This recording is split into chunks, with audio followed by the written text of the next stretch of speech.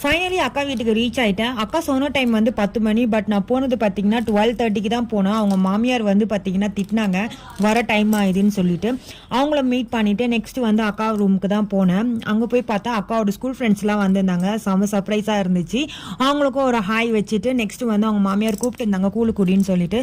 Actually நான் கூழ் வந்து தனியாக தான் குடிச்சிருக்கேன். இது வரைக்கும் நான் கட்டியாக சாப்பிட்டது இல்லை. பட் அவங்க வந்து சாமிக்கு வச்ச இலை எனக்கு கொடுத்தாங்க. ஸோ அதில் வந்து கட்டியாக கருவாடு குழம்புலாம் கொடுத்து நல்லா இருந்துச்சு. அதை டேஸ்ட் பண்ணிவிட்டு திருப்பியும் அக்கா ரூமுக்கு போனால் செம்ம சர்ப்ரைஸாக இருந்துச்சு. ஏன்னா ஃபஸ்ட்டு 4 பேர் உட்காந்துருந்தாங்க ரூமில். அப்புறம் பார்த்தா 40 பேர் ஆகிட்டாங்க. அவங்களும் அக்காவோட ஃப்ரெண்ட்ஸ் தான்.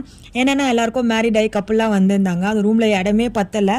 எல்லாருக்கும் ஒரு ஹாயை போட்டுட்டு நாங்கள் வெளியே வந்து உட்காந்துட்டேன்.